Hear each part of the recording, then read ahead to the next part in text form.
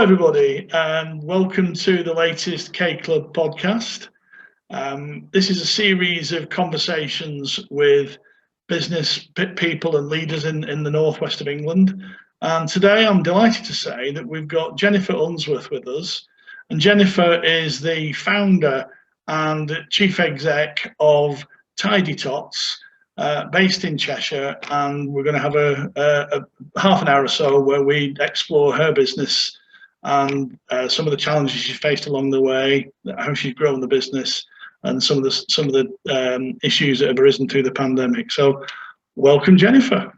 Hello, hi, nice to see you. How are you?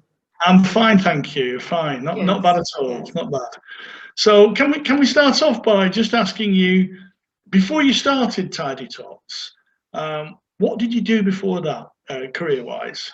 Well, when I finished university, I kind of fell into sales, really. So I was a national account manager for some consumer healthcare brands and managed some of the big retailers, including Sainsbury's, Boots. So I had a good background of sales from a retail point of view, which stood me in great stead for what I'm doing now. But I kind of fell out of love with that at some point, and I wasn't enjoying what I was doing. And I decided to take a career break, and I went back to university to do a master's qualification in HR, of all things. And that was really because I'd always known I wanted to have my own business. From being very, very young, I'd always known I wanted to work for myself.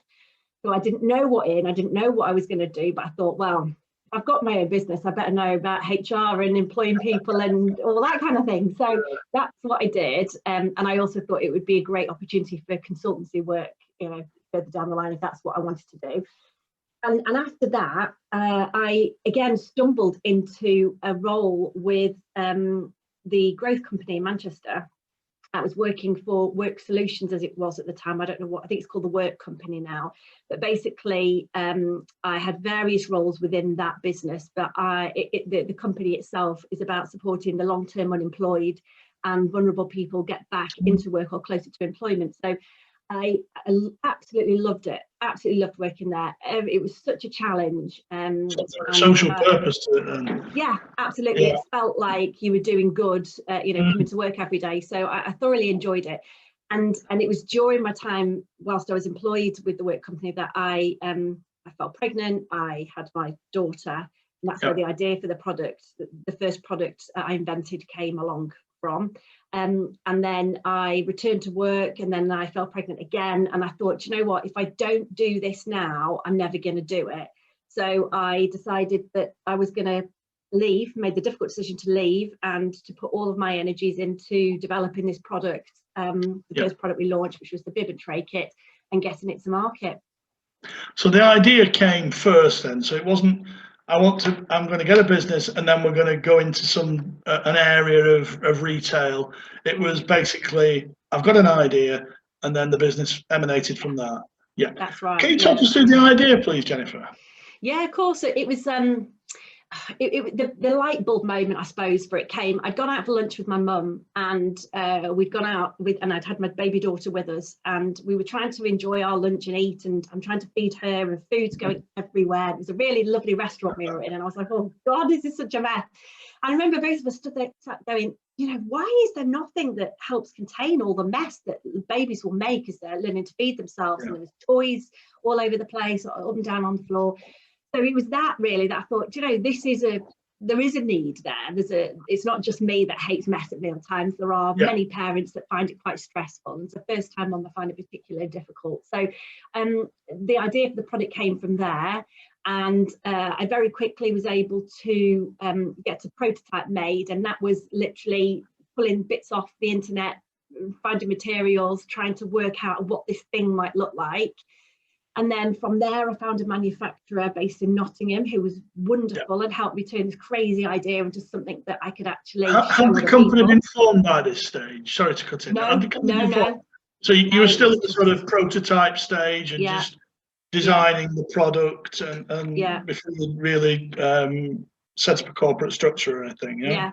Yeah, okay. It was just me with my idea trying to make it work. And I didn't set up the company until I was sure that I had a product that was going to be marketable, and to do that I had to do a product trial.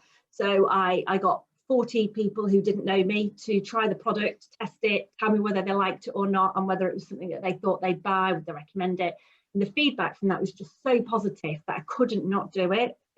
I just wouldn't have forgiven myself if I hadn't done it. So that's when I formed the company, and decided to leave my paid my proper job, yes, paid employment, and do this crazy thing. It's a big leap, isn't it? I know, I've done it myself. When you leave the sort of security blanket of a good salary, pension scheme, all that kind of stuff, all medical benefits, all that good stuff, and all of a sudden it's you and your talent, or in my case, lack of it, and you've got to survive in the world and try and make a crust. And that and I know with the first month when I didn't get my salary, having been salaried for donkey's years, it was a bit of a wake-up moment, really. I better really make this work, hadn't I? Did you go through similar sort of thought processes and experiences? I probably didn't take a salary of any description for probably 18 months, and then I took a very small amount out of the business, and I'm now fortunately in a position where I'm able to pay myself a reasonable salary, not what I would be earning if I was in a corporate, but enough to make it it all stack up. But I was lucky that I had a husband and partner who was able to support me. We didn't have I had a young family, but we didn't have a ridiculous mortgage or anything like that. So I was fortunate that I've been in a position to do it, and have very supportive family who also invested in the company in the early days to help us with the funding we needed to get off the ground. So I've been very lucky in that sense, but it is scary knowing that you don't have a choice but to make it work, because if you don't make it work, what you're going to do, you've got no money, you haven't got a job now, there's no choice, you've got to do it. So when you first got going with the company, then when you realized that yes, you did have a product that people would be interested in buying, and you went through a corporate vehicle, how did you go to market in the early days? The very first thing I did, I had my own, we set up our own website, so we had a channel to sell direct to consumer, and the first thing I did was attend the baby show at Birmingham NEC, and that was in the March of 2015, I think it was, and I turned up there not really knowing what to expect with all this stock and expecting it to fly off the shelves and maybe run off my feet, and it wasn't like that at all. But it was at that show, that very first show and first outing, if you like, to the public, that I started my negotiations with Boots on getting a listing with them, which we did. It took a while, but we got there.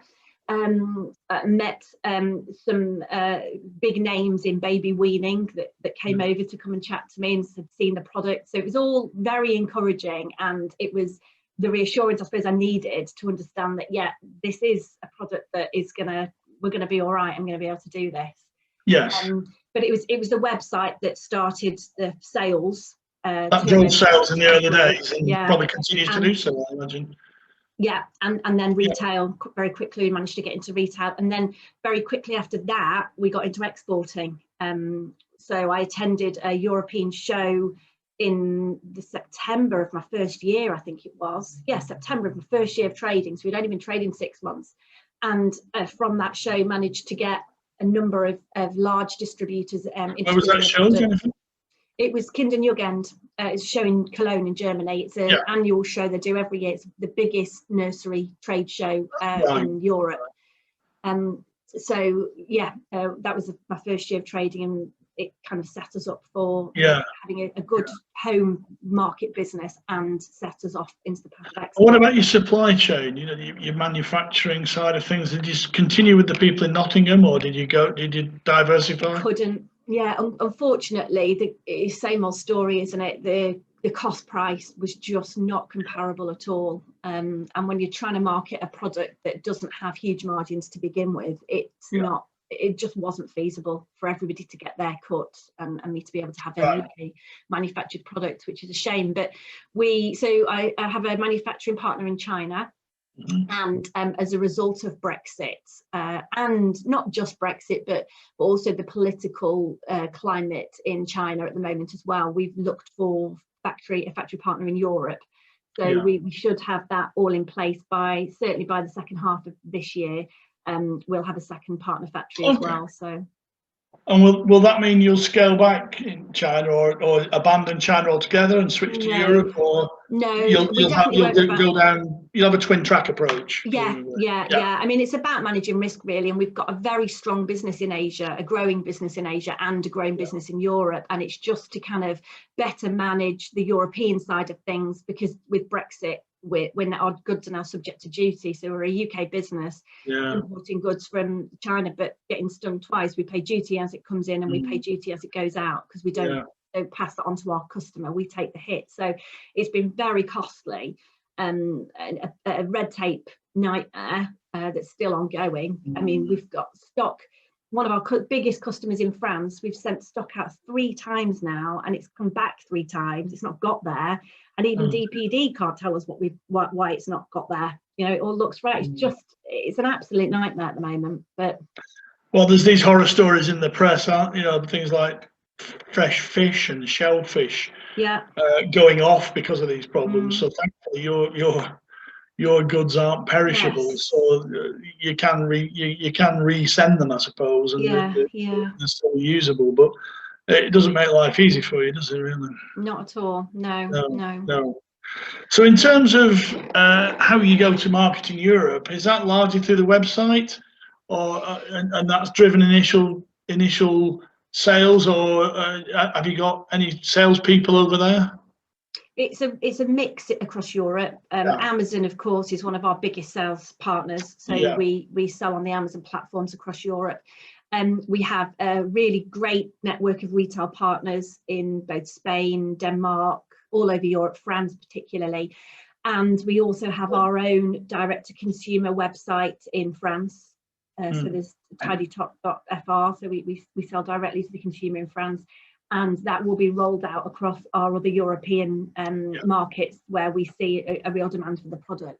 Because I suppose, kind of coming on to the whole COVID situation, we made a conscious shift about, well, at least 12 months ago, that direct-to-consumer sales were the most important part of our business, because that is where you have the most control over your sales channel, most control over your marketing messages from a brand point of view.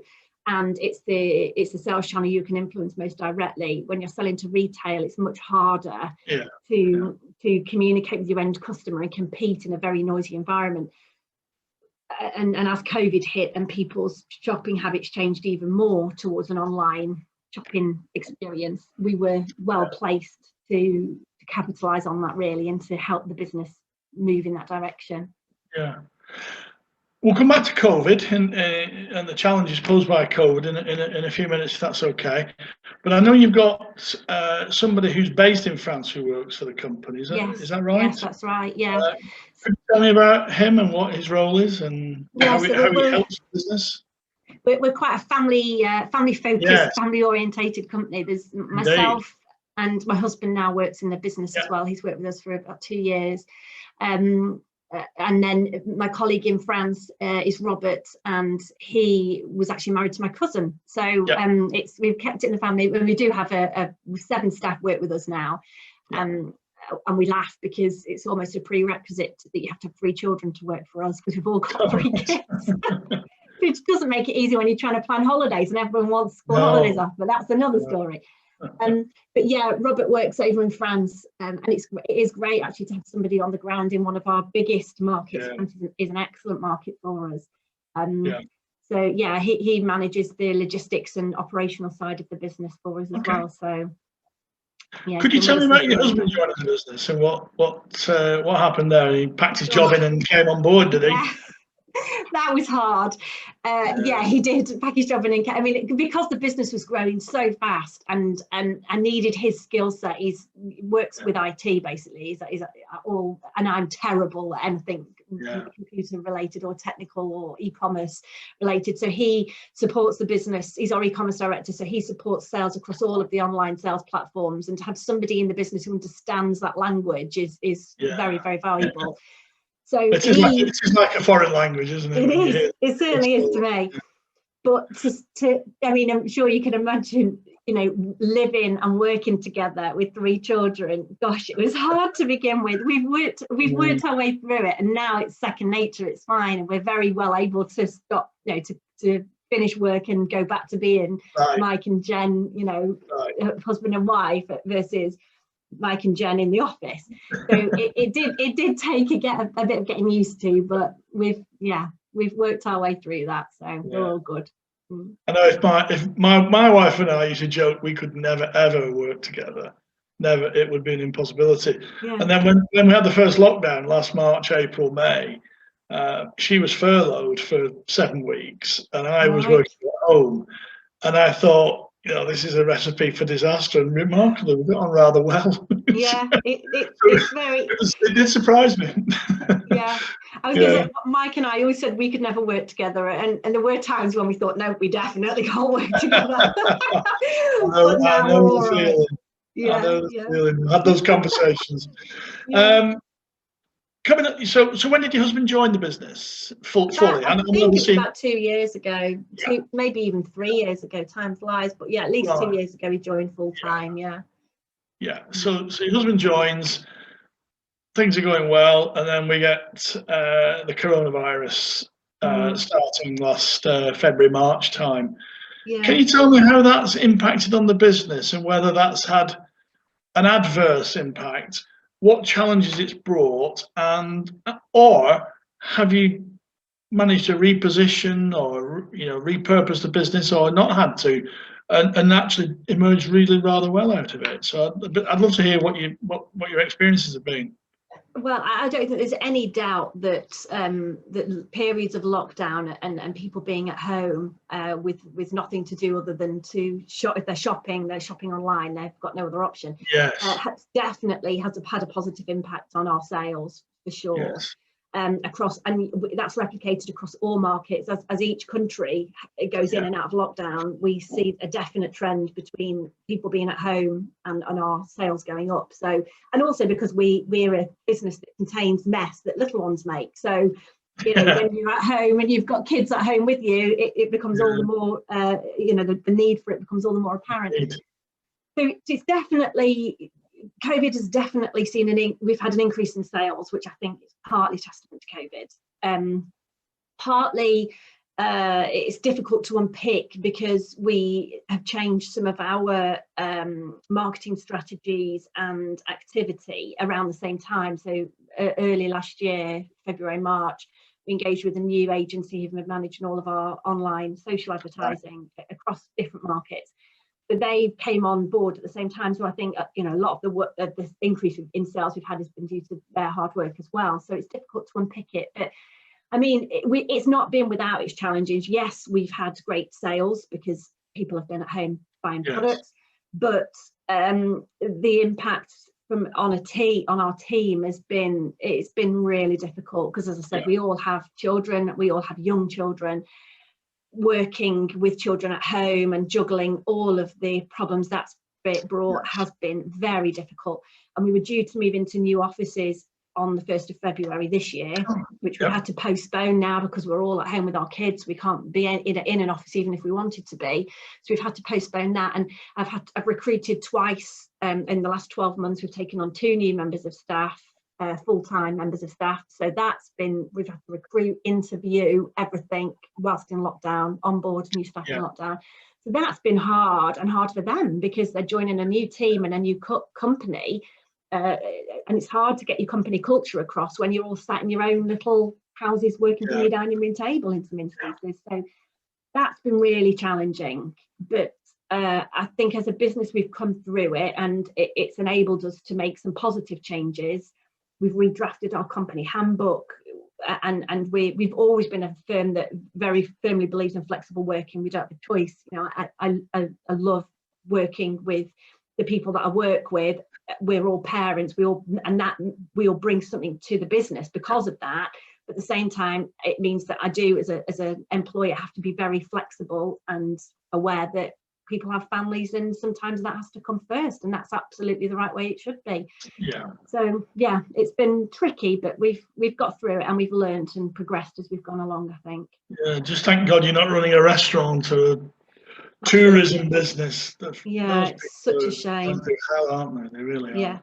Yeah. So thanks for that. That's useful because coronavirus has generally brought lots of gloom and doom to the business sector, but there are some pockets, well, bigger than pockets, that are doing rather well, and long may that continue. So in terms of coming out of the pandemic, hopefully it won't be too long now. We can all be back to normal, a few months maybe. What are the sort of plans for the future? Because I know that you've expanded your product range. So if you could perhaps talk about the expansion of the product range, and also what your plans are going forward and where you see the business in the next couple of years. Yeah. Yes, we did expand the product range, and we continually innovate, and that's one of the things that I'm very passionate about. I'm the founder of the business, but my skills are product development. I mean, I'm not technical, but I have the ideas, and I work with a team to help me bring those to life. So yes, we constantly innovate. We've got a range of products now that sit not just in baby weaning and feeding, but we've moved into bath time with our new baby wash mitts. New product will be launching, brand new product will be launching in the summer. So very excited about that. That again is a different product.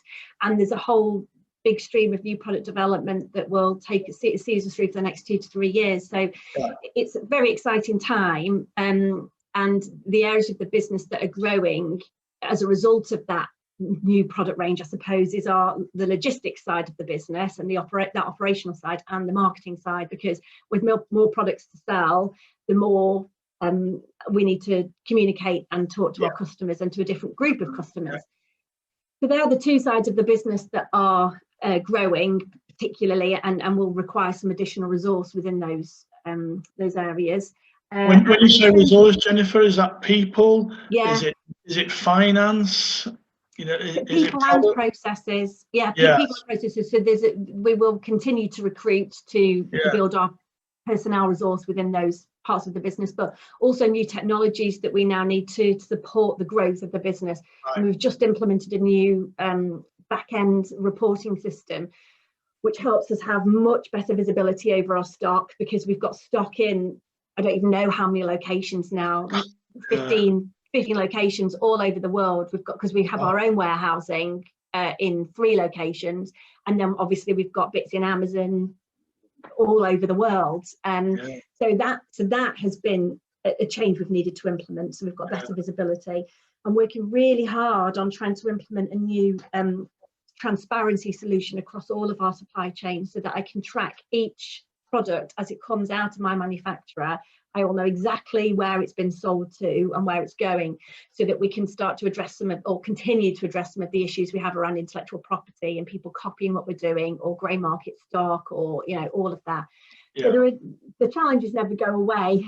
I think the bigger your business grows, the bigger your challenges become to some degree, and they change. But we've got, we're very well placed, I think, to deal with some of those. I've got a great team. And we have a clear vision on where we want to take the business, and that is to be a world leader in innovative products for babies, not necessarily confined to weaning, but across every element of having young children. And we want to be known as the brand that provides solutions to problems that haven't yet been solved. Yeah. So Tidy Top's taking over the world. Oh, it will do. Well, maybe not. I'll have retired by that point, I can assure you. Somebody else can do that bit. In terms, I found that quite interesting what you said about stock being in so many different locations and the challenges that brings. Yeah. Have you had problems with not with stock as such, but just thinking about finance? Have you had any issues with gaining access to finance? Because there's a lot of small businesses that constantly have a gripe about the inability to access finance from high street banks and other lenders, without the pound of flesh being too onerous. Have you had any experience in that direction? Absolutely, and I completely agree. I mean, we do have borrowing with the bank, but it's not a lot at all. No. and the vast majority of our funding, thankfully and very gratefully, has come from friends and family who invested money in the business. We do have some borrowing with the bank, but I am at the same point as a lot of small businesses where if I could borrow more money, if I had more money, I could move much more quickly. But I don't want to, I don't want to put my house on the line for it. And it's that we're at that point, they won't lend any more as an unsecured loan. It's putting security, and the only security we have is our house. And as most small businesses, like 95% of the population, that's the case, absolutely. So it is difficult, and you're stuck then between. I mean, I'm lucky that I do have family and friends who can invest, but if I did, I'd be then looking at taking an external investor, which means giving away not just the business from a share point of view. I don't mean that. I mean the control, the accountability. You're no longer running your own business. You are accountable to somebody else, and that's not what I went into this for. I went in to do this for me, for my family, and to be able to provide a business for other people, and I employ people. I'm very proud of that. I don't want to be held accountable to somebody else. I want, if I feel, I mean, and that's like, again, most small businesses, part of our appeal and strength is that we're agile, and if we decide tomorrow we want to do something differently, we'll do it differently tomorrow. If I've got investors, I have to get their buy-in, their agreement. It's just not a road I want to go down. So it's an age-old conundrum, really, which is centered around, you've gone straight to the heart of the issue, heart of the matter, really, which is, businesses are on a journey, and they want to get from A to B quickly, and have that transformative change, but there is a price attached to that transformative change, and you've hit the nail on the head. It's usually giving away a portion of the business's ownership, and also the ability to make decisions without having to go to an external funder to get their buy-in. And it's a very difficult, a difficult circle to sort of pull together, really. And I feel for you. Lots of businesses have this difficulty. And say high street banks, they're getting a bit more amenable to lending again, but there was a time not too long ago when you just wondered what they were there for, because you would get, they were just, everything was being rejected and turned down. So I really do. I mean, I still feel we're in that. I still don't feel that the banks are responsive. I mean, as a business, we have last year, so trading ended in December, we trebled our turnover, or almost quadrupled our turnover. So the business has grown like that, and that's with minimal borrowing from the bank. And I've got a great relationship with my factory, so we're on great payment terms. So it all kind of, we've made it work. But even, I mean, it wasn't long ago when we were talking to the bank and saying we do need another cash injection. We're growing so quickly, but it's still, it's almost like, what more do you need me to do to show you that I am not a risky, I'm as low risk as you're going to get. I'm doing this, and it's all going in the right direction. But well, you say you're low risk, but you're not, because if you were really low risk, you'd have stayed in a job, wouldn't you? And picked up a salary. I'm not. Yes, do what you're doing. Yeah, entrepreneurs love risk. That's part of what that's what we're all about. And I suppose that's it, isn't it? They know, sometimes you do just go, well, let's just take a wing, and what's the worst that can happen? Let's have a go. That's very true. And that is what an entrepreneur is, isn't it? Yeah, it is. And what you find often with entrepreneurs, if they get the proverbial offer they can't refuse, and they do actually sell the business, they pretty quickly get itchy feet. Oh gosh, yeah, definitely. Within sometimes, my experience, this is going back a long time, within weeks. Yeah. Never mind months or years. Within weeks, they're bored. They want to get back in. They need to be doing something. It's not something you can teach people. I think it's inside you, and that's what, coming back to your comment very early on when we started speaking, which is you always knew that you wanted to run your own business. And I think that's fascinating, really, and you've either got that or you haven't.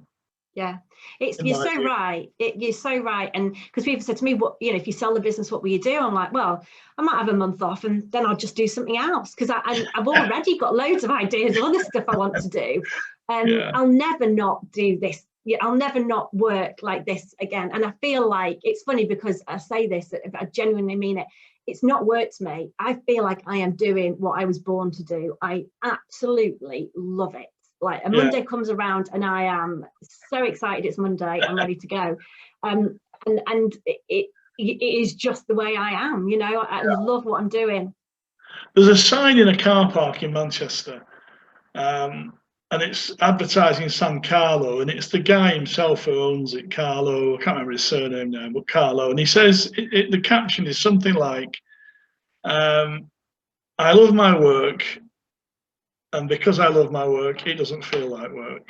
And I get that. I think I feel the same way about my business, and clearly you do. The passion is, radiating through, really. Yeah, and I think that comes over loud and clear, So I think really we're probably coming towards the end of our time, Jennifer, if that's okay. So is there anything else you'd like to say that we maybe haven't covered that you wanted to get across in this podcast? Or if not, that's not a problem. We can just wrap up. Yeah, I think we've covered, we set out to have a conversation around some of the challenges that we've faced, and how, how the business has evolved and grown, and how we've responded to that. And I think we've had a good conversation around that. So yeah, it's been very nice talking to you. It's been lovely. And you, and let me wish you and Tidy Tots all the best for the future. Thank you. It doesn't sound like you're going to need that much good luck. I wish you good luck. You've got it all sorted. And it's been great. Thanks for talking to us. Thank you. Nice to chat to you. Take care. Bye-bye. Thanks a lot. Cheers. Bye.